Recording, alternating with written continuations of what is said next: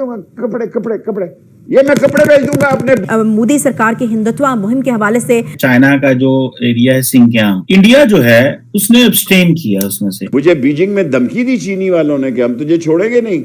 मैंने इमरान खान को कहा कि ये बकवासी लोगों ने मुझे धमकी दी कि गलत और ठीक की बहस में ना पड़े, सब ठीक है। सर जी ये मुल्क नहीं चल रहा। खुदा और रसूल के वास्ते सारे इदारे जो सुनते हैं वो सुन लें कि इस मुल्क को बचाएं और इनसे जान छुड़ाएं कि जितना हम डूबेंगे उतने पैसे हमारी सरकार को मिलेंगे। इंडिया जो कि इतना वोकल है, इतना टफ है चाइना के ऊपर, खासतौर पे इस सिंकियांग को लेकर के, और अमेरिका और वेस्ट के साथ बड़ी मिल के एक पॉलिसी भी बनाता रहता है। आपने सबसे पहले घबराना नहीं है, बाहसियत कौम हम इसका मुकाबला करेंगे। सबसे पहले हमें यह समझना पड़ेगा कि इंडिया की एक इंडिपेंडेंट फॉरेन पॉलिसी है। हमने किसी के साथ, किसी के आगे, किसी के पीछे, किसी के ऊपर, किसी के नीचे रह के तो कभी कुछ कहा ही नहीं। अब वो अमेरिका हो या वो श्रीलंका हो, देखिए हमारी फॉरेन पॉलिसी पे न किसी का इन्फ्लुएंस है, न किसी का प्रेशर है, न किसी की तरफ इंक्लिनेशन है। दूसरी बात, अगर आप टेक्निकल एस्पेक्ट्स पे आते हैं, it's independent foreign policy. We choose our wars and battles and we choose them we even choose the place and time, right. अब इस पे आते हैं, अगर अब इसकी बात करें जो आपने विषय छेड़ा आज, देखिए 47 मेंबर्स है यूएनएचआरसी में, ठीक है। अब चीमा साहब 19 ने तो अपोज कर दिया, जिसमें पाकिस्तान इंक्लूडेड है, और सारे मुसलमान मुल्कों ने अपोज किया, जबकि उगर तो मुसलमान है। अब 11 ने एब्सटेन किया, 17 प्रो आ गए, तो रेजोल्यूशन बट नेचुरली गिर गया। तो अगर आप एब्सटेन करने का मतलब होता है ना आप सपोर्ट करते हो ना अपोज करते हो।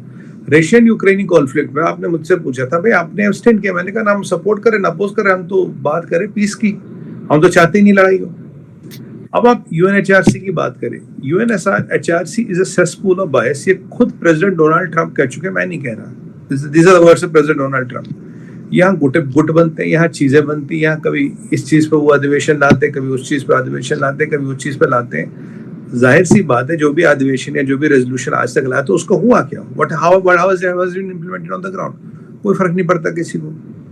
अब आप देखिए हुआ क्या चीमा साहब, अब ये जो रेजोल्यूशन आया, भारत की लास्ट 20 साल से स्ट्रेटजी देखें, वी हैव नॉट सपोर्टेड 20 साल से any resolution which is against any country, क्योंकि हमारी फॉरेन पॉलिसी का पार्ट नहीं है कि अगर आप किसी कंट्री के अगेंस्ट यूएनएचआरसी को प्लेटफॉर्म यूज करो रेजोल्यूशन लाने के लिए, दैट इज नॉट राइट। तो हमने किसी को सपोर्ट नहीं किया, आज भी नहीं किया। एक और चीज आप इसमें यूक्रेन ने भी एब्सटेन कर लिया। जिस यूक्रेन पे अमेरिका ने इतना पैसा वैसा लगाया, वो यूक्रेन भी एब्सटेन कर चुका है, ठीक है।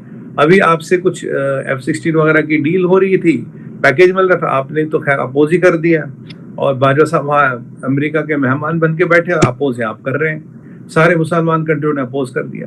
हमारी जो फॉरेन पॉलिसी की कंटिन्यूटी, हमने तो पहली बार उसमें चीज की, और ये आज हमारा पहला स्टैंड। हमने जो तमिल्स के खिलाफ रेजोल्यूशन था उसमें भी हमने एब्सटेन किया, उस पर तो हमने स्टेटमेंट भी दिया, देखो जी श्रीलंका को अभी काफी कुछ करना है, तमिलों को उनके हकूक़ दिलाने के लिए, it's still work in progress. अभी काफी कम काम हुआ, हमने ये नहीं कहा जीरो काम हुआ, काफी कम काम हुआ। तो ये एक बात है यहाँ पे। अब इसमें एक और एंगल भी चीमा साहब, देखिए ये रेजोल्यूशन बैक था, अगर आप इसको स्टडी करें, अमेरिका और वेस्टर्न ममालिक के, राइट। मैं आपको पहले भी कई बार हमारी बात हो चुकी है, मैं कह रहा हूँ, देखिए अमेरिका है, ठीक है, इंडिया है, it's a partnership of equals. India UK नहीं है जी, मतलब इंडिया कनाडा भी नहीं है, इंडिया जर्मनी भी नहीं है, इंडिया जापान भी नहीं है। अब ये जो अमेरिका आगे चल गया, जहां चल दिया, जैसे चल दिया, वहां पीछे लग लिया, और मतलब बस ऐसे करके जी भाई साहब, वो तो हमारे साथ चलता नहीं। अब ये देखिए, यूके और यूरोप ने they participated with America in this Russian-Ukrainian conflict। अब पूरा यूरोप रिसेशन में, यूके तो रिसेशन में, ये तो एसएनपी कहता है, 5-7 दिन पहले एसएनपी ने ऑफिशियली बोल दिया यूक्रेन रिसेशन, जो मैं 3 या 6 महीने से आपको प्रेडिक्ट कर रहा हूँ, Europe will go in recession and specially UK will be the number 1 country to go in recession. अब ये जो मेरी प्रोडक्शन थी, ये रियलिटी में बदल गई। चीमा साहब, ना हमने किसी की लड़ाई लड़ी है, न किसी का एजेंडा चलाया, न किसी का प्रोपेगेंडा चलाया, न किसी के एजेंडा चला रहे, न किसी के लिए हम लड़े हैं, न किसी की लड़ाई लड़ते हैं। अमेरिका को लगा उनको एक चाइना के खिलाफ रेजोल्यूशन लाना, उन्होंने लाया। जो हमारी जियोपॉलिटिक्स कहती है, जो हमारे जियोपॉलिटिकल इंटरेस्ट कहते हैं, that point of time which can again change in time, will do that. हम वो बात करेंगे। बाकी हाँ, सिंजियान में दिक्कत है, प्रॉब्लम है, मैं आपके शो पर कई बार कह चुका हूँ। बट मुझे आज समझ नहीं आ रहा कि ये प्रॉब्लम पूरे मुसलमान मुल्कों में से किसी को नहीं दिखाई दे रही है, ये कहीं किसी को दुनिया में और दिखाई नहीं दे रही। और अमेरिका भी क्या कर रहा है, America is trying to play this tango wherein they are trying to level China and one field, एक चाइना को एक फील्ड पे लेवल कर रहे हैं। ऑन द सेम टाइम वो पाकिस्तान को F-20 का एक F-16 का पैकेज भी दे रहे हैं, राइट। और ये उनके एम्बेसडर अचानक 75 साल बाद POK में कुछ जलसे वलसे में घूम रहे हैं, ठीक है, कोई बात नहीं। चीमा साहब, अगर ऐसा कुछ होता है, वो बोलेंगे ठीक है जी, हमारी फॉरेन पॉलिसी, हम खुद मुख्तार मुल्क है, हमें जो हक है करें, हमको हमारी फॉरेन पॉलिसी, हम खुद मुख्तार मुल्क है। Where independent country with independent foreign policy will do what suits our interest and this may or may not be a firm stand. और सबसे अच्छी बात क्या होगी, दो तीन चीजें क्लियर चलेगी। सबसे पहले अमेरिका, ये किसी भी बड़ी कंट्री को ये पता लग गया, आप इंडियन फॉरेन पॉलिसी पे को ना ही आप इन्फ्लुएंस कर सकते हो, ना ही प्रेशर कर सकते हो, ना इसको इंक्लाइन कर सकते हो। ये आज प्रूव हो गया। B4 की बात करें, जिसमें अमेरिका, इंडिया, चाइना और रशिया आता है, आज B4 को भी स्ट्रॉन्ग मैसेज चला गया, it's independent and resilient foreign policy. और तीसरी चीज जो फॉरेन पॉलिसी में सबसे इंपॉर्टेंट होती है, people should not be able to protect you. America एक स्वीट स्पॉट पे रेजोल्यूशन लाया, जिसको पता है यार अभी तो इंडिया को मजबूरी में इस रेजोल्यूशन को सपोर्ट ही करना पड़ेगा। और अगर हम रेजोल्यूशन सपोर्ट करते हैं तो हमारे मित्र चीमा साहब क्या कहते हैं, अरे आप तो अमेरिका के लग गया, आप तो अमेरिका पे आपने प्रेशर डाल दिया, अमेरिका का रेजोल्यूशन आप सपोर्ट करके, हमने तो खुद इसको अपोज किया है, हमें तो सिंजियान दिखता ही नहीं, हमें तो पता ही नहीं होकर कौन है, हमने अपोज किया, आप अमेरिका के प्रेशर में आ गए। आप तो इंडिपेंडेंट फॉरेन पॉलिसी की बात करते थे, आप तो एक इंडिपेंडेंट कंट्री की बात करते थे। जब कंट्री का स्ट्रक्चर बढ़ता ना चीमा साहब, what I told you likewise, we are not a developing country, we are super power in making and they should have their own ways and means। and जो एक हिंदी में कहा होता है ना, हम जहाँ खड़े होते हैं लाइन वहां से शुरू होती है चीमा साहब। फॉरेन पॉलिसी रेजोल्यूशन हो, जो भी हो, जैसे हमें सूट करेगा, जब करेगा वैसे करेंगे। किसी का इन्फ्लुएंस और किसी का प्रेशर, ये किसी का प्रोडिक्शन, तीनों में से कुछ नहीं चलेगा सर। ये सुमित भाई, आखिरी जो मिनट आप बोले, मुझे तो ऐसे लगे मैं बॉलीवुड जो कि मैं एंटर हो गया हूँ कहीं पे जो है ना, बॉलीवुड आ गया बीच में। सुमित भाई ठीक है, आप जहां से खड़े होते हैं, क्या बोला वहीं से खड़ी होती है, बिल्कुल ठीक है, अच्छा कॉन्फिडेंस होना चाहिए, अप्रिशिएट, जिसे कहते हैं ना, कॉन्फिडेंस बहुत जरूरी चीज है, पहली सीढ़ी है जिंदगी में कामयाबी की।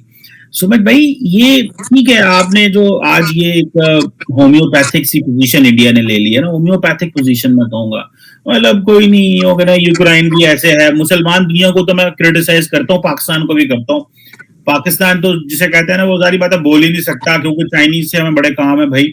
आप आए रोज सिक्योरिटी काउंसिल चले जाते हैं कोई ना कोई गेम लेके, तो वो पाकिस्तान को सिक्योरिटी काउंसिल में कोई तो चाहिए जो हमारे साथ खड़ा हो, ठीक है, और वो उसको वीटो करे और उसको सारा करे, तो वो फिर हमें तो चाइना की मदद करनी पड़ती है। वो तो मुझे समझ आती है, एक वो कि इंडिया क्यों कंसर्न्ड है इतना ज्यादा when it comes to the US ambassador visit to Azad Kashmir.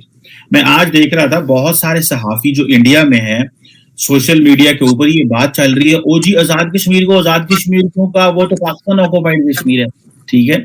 अब लेट्स से पाकिस्तान, ये नॉमेनक्लेचर है ना, ठीक है, हम उस कश्मीर को इंडियन ऑक्युपाइड कहते हैं, आप पाकिस्तान ऑक्युपाइड कहते हैं, ठीक है। तो मैं इंडियन सहाफियों को कुछ देख रहा था, उन्होंने कहा जी अच्छा, $450 मिलियन की वो भी दे दी, पाकिस्तान को हवा के ठंडे झोंके आ रहे हैं, ठीक है। इधर से यूएस एम्बेसडर चलता है आजाद कश्मीर, जाके वहां पे लफ्ज आजाद कश्मीर ही बोल देता है। ये क्यों, why there is an anxiety? America and India have a strategic partnership, बड़ी एक्सीलेंट रिलेशनशिप, लेकिन ये एंजाइटी, इनसिक्योरिटी क्यों है? क्यों, why there is, why India is so much sensitive, क्यों इतना ज्यादा सेंसिटिव है? ये मुझे बड़ी हैरानगी होती है ये देख के। क्या आप अमेरिका से बहुत ज्यादा एक्सपेक्ट कर बैठे हैं, या कि अमेरिका थोड़ा पीछे हट गया है? What is in the mindset of the strategic thinkers, आपसे पता चल सकता है? देखिए चीमा साहब, पहले एक दो चीज आपको बोलना चाहूंगा कि देखिए, हमारी फॉरेन पॉलिसी कभी भी रिलीजन बेस्ड तो है नहीं। अगर रिलीजन बेस्ड होती तो हम श्रीलंका को सपोर्ट करते और चाइना वाला अपोज करते, एब्सटेन दोनों ही किए, पहली बात। और आप कह रहे थे चाइना से डर गए, ये वो। अभी इंटरनेशनल एटॉमिक कमीशन में जो चाइना एंटी ऑकस रेजोल्यूशन ला रहा था, उसको चाइना को वापस करना पड़ा मजबूरन। किसने किया, किसने करा? हमने कराया। ये तो चाइना ने भी कहा, इंटरनेशनल मीडिया में भी खबर आई है ना। देखिए, जहां हमें जरूरत पड़ता है वहां हम चाइना को पब्लिकली आके उनकी औकात बता देते हैं। IEA में they had to pull back their resolution courtesy India and I'm proud of that. We made them pull that back. वो ऑस्ट्रेलिया पे वो जो न्यूक्लियर सबमरीन ऑस्ट्रेलिया रहा था उस पे वो सेंध लगाना चाहते थे, वो हुआ नहीं। ऑस्ट्रेलिया ने, चाइना ने, पूरे इंटरनेशनल मीडिया ने कहा it's because of India, even IEA ने कहा इट्स बिकॉज ऑफ इंडिया ये रेजोल्यूशन कॉक हुआ। हमारा इंटरेस्ट था वहां था बिकॉज हमें चाहते हैं ऑस्ट्रेलिया को वो सबमरीन मिले और वो जो एक क्वाड का पार्ट है वो बनता रहे, ठीक है जी। अब अगर फॉरेन पॉलिसी रिलीजन बेस्ड होती, आपकी तो रिलीजन बेस्ड है, अगर होती तो आज हम तमिल वाले इशू पे सपोर्ट करते हैं और इस वाले पे हम विरोध करते हैं। हमने दोनों पे एब्सटेन किया। This shows consistency in foreign policy.